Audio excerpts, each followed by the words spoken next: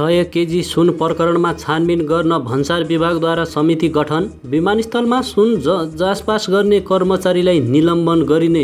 सुन तस्करीमा सत्तारूढ दलको नेताको नाम जोडिनु थप गम्भीर रहेको एमाले महासचिव शङ्कर पोखरेलको भनाई। प्रधानमन्त्री पुष्पकमल दाहाल र कतारका राजदूतको भेटवार्ता। विमानस्थलभित्र थप सुन रहेको आशंकामा अपरेसन जारी। पूर्व गृहमन्त्री बालकृष्ण खाँड निर्दोष छन् भन्ने हो भने सरकारबाट बाहिरिएर न्याय मागौँ। नेपाली कांग्रेसका केन्द्रीय सदस्य अजय बाबु शिवाकोटीको भनाई। 100 किलो सुनमा कुनै संलग्नता नभएको व्यवसायी दीपक मल्होत्राको स्पष्टोक्ति। कानुन उल्लङ्घन र व्यतिथिलाई छुट दिइँदैन उपप्रधानमन्त्री श्रेष्ठको दाबी। कांग्रेसप्रति जनता निराश छन्, नेतृत्वले बेलैमा बुझ्नुपर्छ केन्द्रीय सदस्य गुरु बरालको भनाई। महामन्त्री थापालाई गण्डकीका मुख्यमन्त्री पाण्डेको कटाक्ष। सक्ने भए संसदीय दलको नेता मात्र होइन सभापति नै फेरिहालौँ, नभए कुरा मात्रै नगरौँ। माओवादी छोडेर बारा 2बाट चुनाव लडेका कुशवाहालाई जनमत पार्टीले गर्यो पार्टीबाट निष्कासन। 1.25 करोड नेपाली रुपैयाँ बराबर विदेशी मुद्रासहित विमानस्थलबाट 4 जना पक्राउ। कांग्रेस बैठकमा नक्कली शरणार्थी र ललिता निवास प्रकरणमा छलफल भएन। कान्तिपुर टेलिभिजनले बन्द गर्यो व्हाट द फ्लप शो। अमेरिकाले प्रविधिमा प्रतिबन्ध बढाए, प्रतिकार गर्ने चीनको चेतावनी। राष्ट्रिय किताबखानामा मन्त्री अमनलाल मोदीले गरे आकस्मिक अनुगमन। नेपालकी सांसद शोभिता गौतमले जितिन् विश्व प्रसिद्ध युवा अवार्ड, आज घोषणा। याक र चौरीमै देखियो लम्की स्किन बढ्दै गएको पशु विभागको भनाई। मनसुन सुरु भए यता विपदबाट 29 जनाको मृत्यु, 24 जना बेपत्ता लगायतका मुख्य खबरहरू लिएर आएका छौँ। भिडियोलाई अन्तिमसम्म हेर्नुहोला। यदि च्यानलमा नयाँ हुनुहुन्छ भने च्यानललाई सब्स्क्राइब गर्नुहोला र यो मेहनतको लागि हाम्रो यो भिडियोमा एक लाइक भने अवश्य गर्न नभुल्नुहोला। अब समाचार विस्तारमा। त्रिभुवन अन्तर्राष्ट्रिय विमानस्थलको भन्सारबाट जाँचपास भएर बाहिरिएको 100 किलो सुन बरामद प्रकरणमा छानबिन गर्न भन्सार विभागले समिति बनाएको छ। यो सुन भन्सारबाट जाँचपास भएर बाहिरिसकेको अवस्थामा ट्याक्सीबाट बरामद भएको थियो। राजस्व अनुसन्धान विभागले विशेष सुनाखीका आधारमा सुन जफत गरेर घटनास्थलबाटै पक्राउ गरेको थियो। भन्सार विभागका सूचना अधिकारी पुण्यविक्रम खड्काका अनुसार विभागको अनुसन्धान शाखाका निर्देशक मानबहादुर पौडेलको नेतृत्वमा छानबिन समिति गठन भएको छ। उक्त समितिले विमानस्थलको भन्सार जाँचपास कसको संलग्नता थियो भन्ने बारेमा छानबिन गर्नेछ। समितिले भन्सार अधिकृतका अन्य कर्मचारीहरूको संलग्नता पनि छानबिन गर्न लागेको हो। विमानस्थलमा रहेका सीसीटीभी फुटेजमा पनि जाँच गरिँदैछ। त्रिभुवन अन्तर्राष्ट्रिय विमानस्थल भन्सार कार्यालयबाट मङ्गलबार स्कुटर र मोटरसाइकल ब्रेक सूको नाममा करिब 100 किलो सुन जाँचपास गराउने कर्मचारीलाई भन्सार विभागले निलम्बन गर्ने भएको छ। भन्सार जाँचपास अधिकृत रमेश चन्द र जाँचकी कुमार ढकालले गरेका थिए। भन्सार विभागका प्रवक्ता पुण्यविक्रम खड्काका अनुसार जाँचपास संलग्न कर्मचारीहरूलाई निलम्बन गर्ने प्रक्रिया सुरु गरिएको छ। भन्सार जाँचपासमा जाँचकी र तोकिएको अधिकृत पूर्ण रूपमा जिम्मेवार हुन्छन्। जाँचपासको सामान बाहिर लैजाने गेट पास पनि जाँचकीले बनाउनुपर्छ। त्यसैबीच विभागले घटनाका विषयमा छानबिन गर्न समिति बनाउने भएको छ। विभागका महानिर्देशक शोभाकान्त पौडेलको नेतृत्वमा केही बेर अघि भएको छलफलमा उक्त निर्णय भएको हो। जाँचपासमा संलग्नता बाहेक आवश्यकता अनुसार अन्य कर्मचारीको संलग्नताका विषयमा पनि छानबिन गरिने विभागले जनाएको छ। यसैगरी विमानस्थल भन्सार कार्यालयका प्रवक्ता अम्बिका कुमार प्रसाद खनालका अनुसार घटना विषयमा थप विवरण सङ्कलन गर्न अहिले सीसीटीभीको फुटेज डाउनलोड गरेर थप विवरण सङ्कलन गर्न सुरु गरिएको छ। साथै सामानको एक्सरे कसरी गरियो त्यसको विवरण पनि सङ्कलन गर्न सुरु गरिएको प्रवक्ता कालले जानकारी दिए। राजस्व अनुसन्धान विभागको विशेष सुनाखीका आधारमा मङ्गलबार साँझ ट्याक्सीमा राखेर भन्सार बाहिर पुर्याएको सुन बरामद गरिएको थियो। सुन बरामदपछि अनुसन्धानका क्रममा 5 जना पक्राउ परेका छन्। सुन भित्र्याउने मुख्य योजनाकार भने खोजी भइरहेको छ। यस्तै नेकपा एमाले महासचिव शङ्कर पोखरेलले सरकारको नेतृत्वमा रहेका दलका नेताहरू नै सुन तस्करीमा जोडिएर नाम सार्वजनिक हुँदा समेत कारबाही नगरिएको प्रति गुनासो गरेका छन्। त्रिभुवन विमानस्थलबाट 100 केजी सुन तस्करी गर्दै पक्राउ परेका घटनालाई लिएर एमाले महासचिव पोखरेलले सो प्रसन्न प्रतिनिधि सभा बैठकमा उठाउनु पर्ने समेत बताएका छन्। दिनौ सुन तस्करीका समाचारहरू आइरहेका छन्। सुन तस्करीमा सडक मात्र होइन हाइवे मार्गको समेत प्रयोग भइरहेको छ।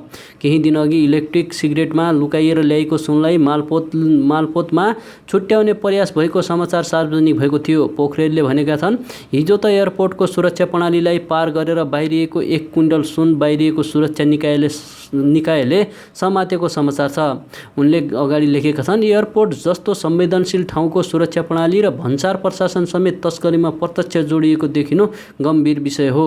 त्यसमाथि सुन तस्करीमा सरकारको नेतृत्व गरिरहेका दलका जिम्मेवार नेताको नाम समेत मुछिनुले स्थिति निकै गम्भीर देखिन्छ। राष्ट्रलाई नै लज्जित बनाउने यस्ता घटनामा जनप्रतिनिधिमूलक निकाय प्रतिनिधि सभाको ध्यान गम्भीर रूपमा जानु आवश्यक रहेको शङ्कर पोखरेलले बताएका छन्। प्रधानमन्त्री पुष्पकमल दाहाल प्रचण्डसँग नेपालका लागि कतारका राजदूत युसुफ बिन मोहम्मद अल हैलले आज भेटवार्ता गरेका छन्। प्रधानमन्त्री निवास बालाटारमा आज भएको भेटमा द्विपक्षीय हित र चासोका विषयमा छलफल भएको प्रधानमन्त्रीको सचिवालयले जनाएको छ।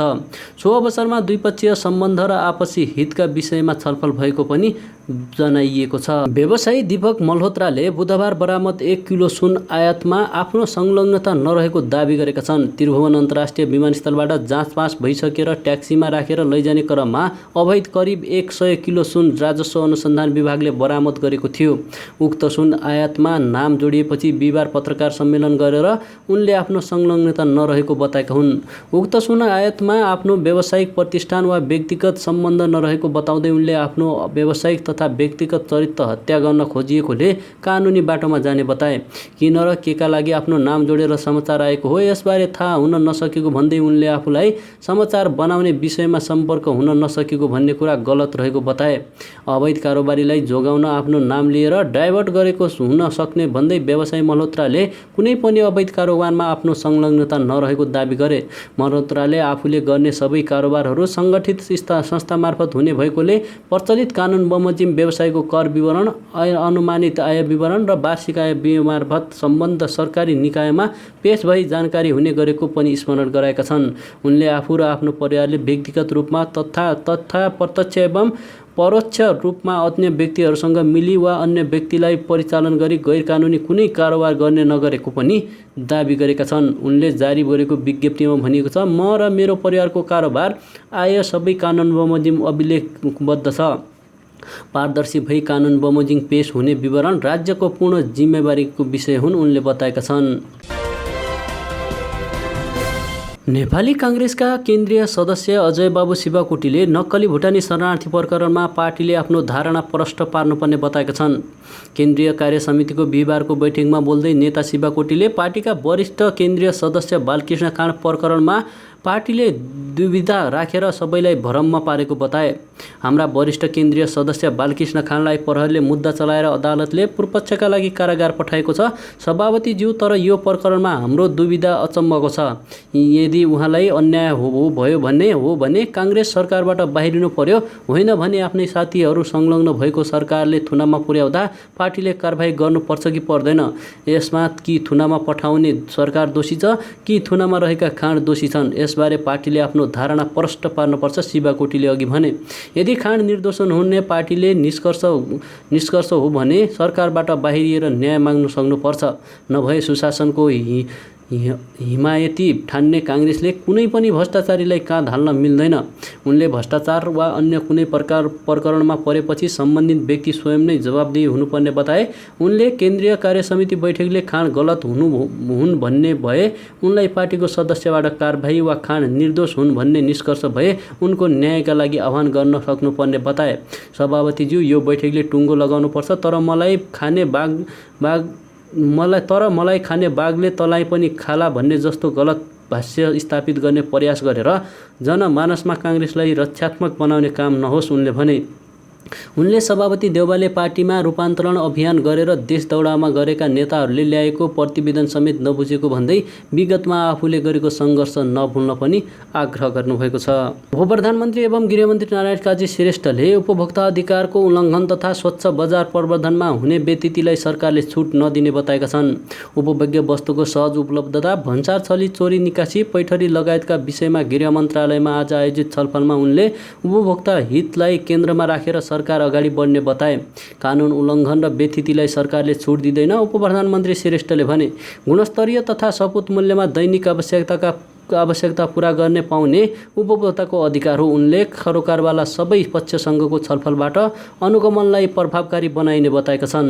अनुगमनलाई प्रभावकारी बनाउने, कालोबजारी र नक्कली वस्तुहरूलाई नियन्त्रण गर्ने, उपभोक्ताको कसरी गुणस्तरीय वस्तु सहज ढङ्गले उचित मूल्यमा प्राप्त गर्ने विषयलाई केन्द्रमा राखेर काम गर्छौँ उनले भने। उद्योग व्यवसाय क्षेत्रमा हुने अनियमिततालाई ठिक ढङ्गबाट अनुगमन गर्न आवश्यक रहेको उल्लेख गर्दै उनले व्यवसायीले भोग्नु परेका समस्या समाधान गरिने स्पष्ट पारे। उद्योगी व्यवसायीका पनि केही समस्या छन्, त्यसलाई समाधान गर्न पनि आवश्यक छ उनले भने। गृहमन्त्री श्रेष्ठले व्यवसायमा देखिएका कमजोरी सच्याउने र समस्या भए समाधान गर्ने दिशातर्फ प्रभावकारी कदम चाल्न आवश्यक भएको धारणा राखे। उनले उपभोक्ता अधिकारलाई कुण्ठित गर्ने काम भइरहेको तथा सुधार गर्नुपर्ने विषयमा सरकारलाई सुझाव दिन उपभोक्ता अधिकार कर्मीसँग आग्रह गरे। उपप्रधानमन्त्री श्रेष्ठले समृद्धिको प्रतिफल आम जनतालाई प्राप्त हुने गरी सामाजिक न्याय स्थापित गर्न वर्तमान सरकारले सुशासनमा जोड दिइरहेको पनि बताएका छन्।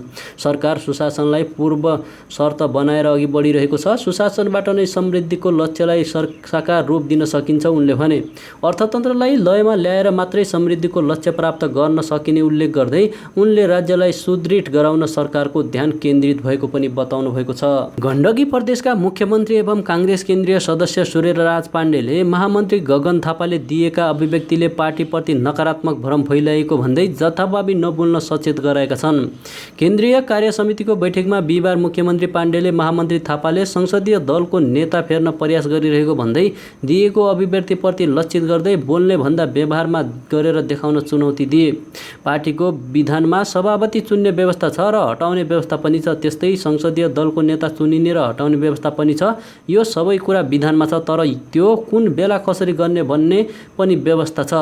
त्यसैले गर्ने कुरालाई सकिन्छ भने गरिहालौँ, नभए भनेर मात्रै अतिरञ्जित नगरौँ। नभए पार्टीको बारेमा नै नकारात्मक भ्रम फैलाउने काम पार्टीका नेताहरूबाट नहोस्, मुख्यमन्त्री पाण्डेले भने।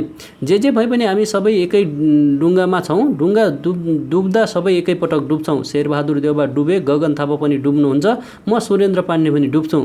उनले पार्टीका अघिल्तिर देखिएका चुनौतीहरूलाई सबैले एकबद्ध भएर पार लगाउनुपर्ने विकल्प नभएको दावी गरे। मुख्यमन्त्री पाण्डेले प्रदेशसभामा भइरहेका गतिविधिबारे पनि केन्द्रीय कार्य समितिले जानकारी राख्ने र निर्देशन गर्नुपर्ने बताए। प्रदेशमा पनि काङ्ग्रेस छ, प्रदेश सभामा पनि के भइरहेछ, प्रदेश सरकारले के गरिरहेका छन्, त्यसको जानकारी समेत केन्द्रीय कार्य समितिले जानकारी राख्ने व्यवस्था गरौँ उनले भने। त्यसले पार्टीलाई नै थप मजबुत बनाउँछ भन्ने लागेको छ उनको भनाइ थियो। जनमत पार्टीले पार्टीको नीति र विधान विपरीत काम गरेको भन्दै 5 जनालाई कारबाही गरेको छ। बुधबार पार्टी केन्द्रीय कार्यालय बुद्धनगर काठमाडौँमा बसेको केन्द्रीय अनुशासन समितिको बैठकले बाराका शिवचन्द्र कुशवाहा सहित 5 जना नेतालाई कारबाही गरेको हो। केन्द्रीय अनुशासन समितिका प्रमुख सचेतक रहेका दीप कुमार शाहका अनुसार कुशवाहालाई अनुशासनहीनता प्रदर्शन गर्दै पार्टी र नेतृत्व विरुद्ध लागेको भन्दै कारबाही गरिएको हो। उनलाई पार्टीको साधारण सदस्य समेत नरहने गरी कारबाही गरिएको छ। कुशवाहा गत उपचुनावअघि माओवादी छोडेर जनमत पार्टीमा प्रवेश गरेका थिए। मङ्सिरको चुनावमा जसपा उम्मेद्वार रामशय प्रसाद यादवसँग 354 मतले पराजित उनी वैशाखमा भएको उपचुनावमा जसपा अध्यक्ष उपेन्द्र यादवसँग 5000 भन्दा बढी मतले हारेका थिए। चुनावमा हार बेहोरेपछि जनमत पार्टीकै नेतृत्वका कारण आफू पराजित भएको भन्दै हिँडेका कारण उनलाई कारबाही गरिएको हो। यादवले 28415 मत पाउँदा कुशवाहाले 23334 मत पाएका थिए। त्यस्तै सप्तरीका गुलाब मण्डललाई मन्दिर व्यवस्थापन समितिको निर्वाचनमा बागी उम्मेद्वार बनाउने असहयोग गरेको भन्दै 1 वर्षका लागि पार्टी सदस्यबाट निलम्बन गरेको छ। सप्तरीकै शङ्कर खड्कालाई विद्यालय व्यवस्थापन समितिको निर्वाचनमा बागी उम्मेद्वार बनाउने असहयोग गरेको आरोपमा 1 वर्षका लागि पार्टी सदस्यबाट निलम्बन गरेको छ। कान्तिपुर टेलिभिजनले शनिबार बेलुकी प्रसारण हुँदै आएको व्हाट द फ्लप सो बन्द गरेको छ। गत असार 23 गते कार्यक्रम प्रस्तोता सन्दीप छेत्रीले बलात्कार अभियोगमा सफाई पाएका पूर्णविक्रम शाह पललाई बोलाएर अन्तर्वार्ता लिएपछि कार्यक्रम विवादमा परेको थियो। कार्यक्रममा शाहले जेल अनुभव सुनाउँदा यौनजन्य हिंसा पीडितहरूको भावनामा ठेस पुगेको भन्दै सामाजिक सञ्जालमा व्यापक आलोचना भएको थियो। कान्तिपुर टेलिभिजनले त्यस दिनको कार्यक्रम युट्युबबाट हटाएको थियो। बिहिबार कान्तिपुर टेलिभिजनले महिलाको स्वाभिमान र समाजको जनचेतनालाई सम्मान गर्दै व्हाट द फलअप कार्यक्रमको उत्पादन र प्रसारण समेत पूर्ण रूपमा रोकिएको जानकारी गराएको छ। गत असार 23 शनिबार प्रसारित व्हाट द फलअपमा छनौट गरिएका पात्रसँगको संवाद हाम्रो सम्पादकीय नवीन नीति विपरीत रहेको र उक्त भिडियोले हामीले युट्युबबाट हटाइसकेका छौँ। महिलाको स्वाभिमान र समाजको चेतनालाई सम्मान गर्दै व्हाट द फलअप कार्यक्रमको उत्पादन र प्रसारण समेत पूर्ण रूप रोकिएको जानकारी गराउँछौँ। चाँडै नै उत्कृष्ट कार्यक्रम लिएर आउने विश्वास दिलाउँछौँ, कान्तिपुर टेलिभिजनले फेसबुक मार्फत जानकारी दिएको छ। नेपालकी सबैभन्दा कान्छी सांसद शोभिता गौतमले विश्वको प्रतिष्ठान politician of the year award जितेकी छन्।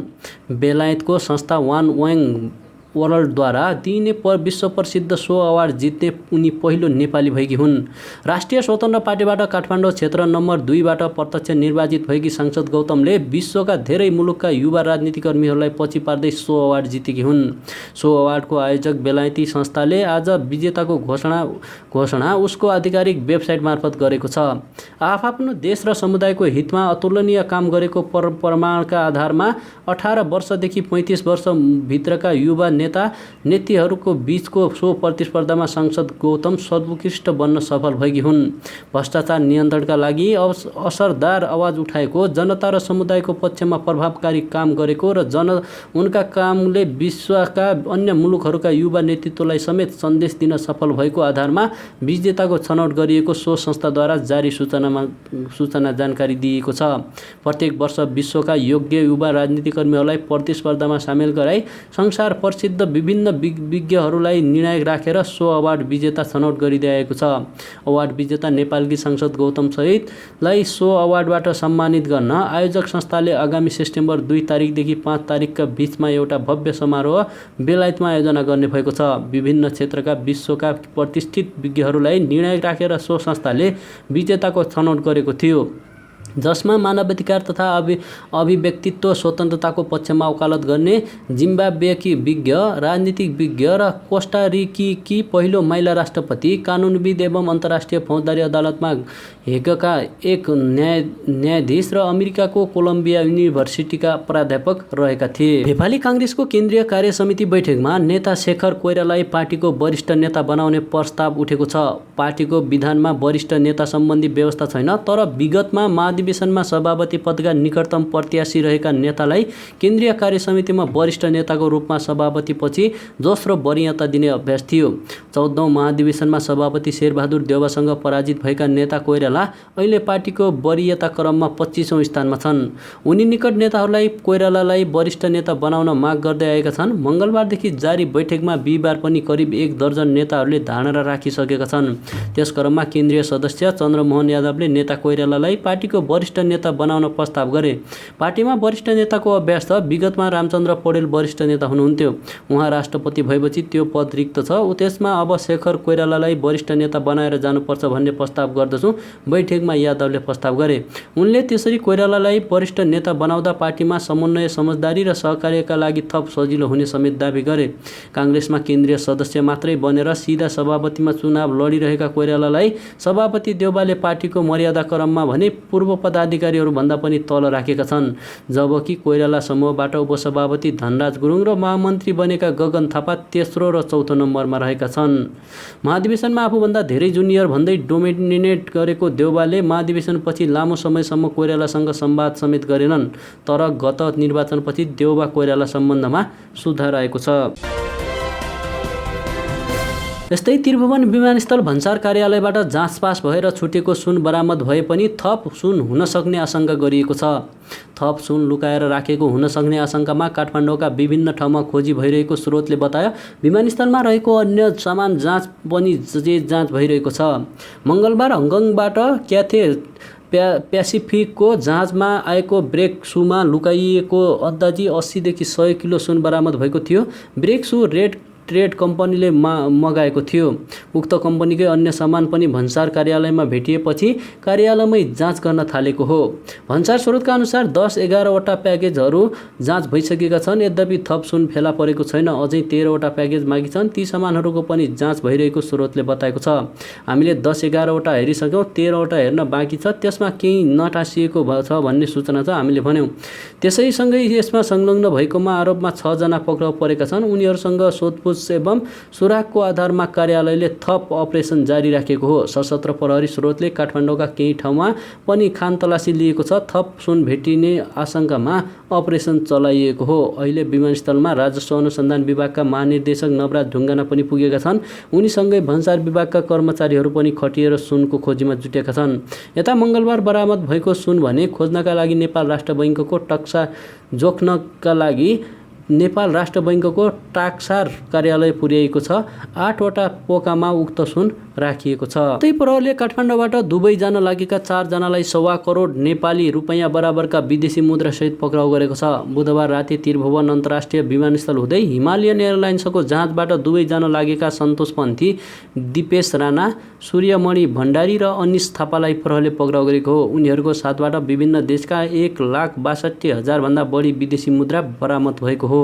बरामद मुद्रा करिब 1.25 करोड नेपाली रुपैयाँ बरामद रहेको विमानस्थल प्रहरी स्रोतले जनाएको छ। प्रहरी स्रोतका अनुसार करिब 41,400 अमेरिकी डलर, 1,19,500 साउदी रियाल, 1,300 ओमनी रियाल र बहराइनी दिनारका 488 विदेशी मुद्रा बरामद भएको हो। यो मुद्रा सुन तस्करीसँग जोडिएको गिरोह र अवैध तस्करको मुद्राको साँठगाँठ भएको हुन सक्ने प्रहरीको आशंका छ। पक्राउ परेका 4 नेपालीलाई गिरोहले भरियाको रूपमा प्रयोग गरेको हुन सक्ने प्रहरी स्रोतले जनाएको छ। त्यसैको लागि उनीहरू मार्फत नै गैर कानुनी रूपमा विदेशी मुद्रा अवसार पसार गरिरहेको प्रहरीको आशंका छ। राजस्व अनुसन्धान विभागले मङ्गलबार र बुधबार मात्रै 2 दिन लगाएर हङकङबाट भित्रिएको करिब 1 क्विन्टल सुन बरामद गरेको थियो। विमानस्थलको कमजोर सुरक्षा प्रणाली र कर्मचारीहरूको मिलोमतोका कारण सुन, विदेशी मुद्रा तस्करी लगायतका अपराध मौलाउँदै गएको छ। यस्तै मनाङ हिमाली जिल्ला मनाङका पशुमा लम्की स्किन संक्रमण फैलिँदै गएको छ। जिल्लामा पहिलो पटक असार 24 गते पशुमा संक्रमण देखिएको थियो। जिल्लाका पशुमा हालसम्म लम्की स्किनबाट 236 गाई गोरु र याक संक्रमित भएको भेटनरी अस्पताल तथा विज्ञ केन्द्रका प्रमुख नारायण कुसुमले जानकारी दिए। उनका अनुसार 89 गाई, 96 गोरु र 51 याक चौरी लम्की स्किनबाट संक्रमित भएका छन्। लम्की स्किनको संक्रमण फैलिँदै गएको नियन्त्रणका लागि भेटनरी अस्पतालले खोपको व्यवस्थापन गरिरहेको छ। प्रमुख कुमारले भने लम्की स्किन नियन्त्रण गर्न खोप र अन्य आवश्यक सामग्री भेटनरी अस्पतालले व्यवस्था गर्नेछ। भेटनरी अस्पतालले 2000 डोज खोप ल्याइसकेको छ। नार्पा भूमि गाउँपालिकामा बाहेक नासो गाउँपालिका 36, तामे गाउँपालिका 96 र मनाङ मिस्ट्याङ गाउँपालिका 114 पशुमा संक्रमण देखिएकोले उनले बताए।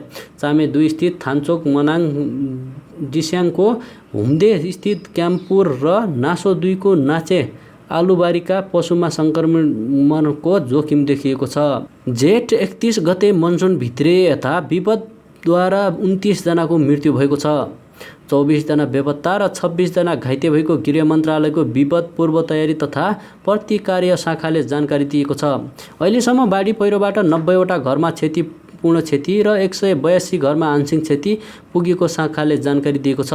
शाखाका अनुसार बाढी पहिरोबाट सङ्खुवा सभामा सबैभन्दा बढी क्षति भएको छ। त्यहाँ 4 जनाको मृत्यु भएको छ भने 18 जना बेपत्ता छन्।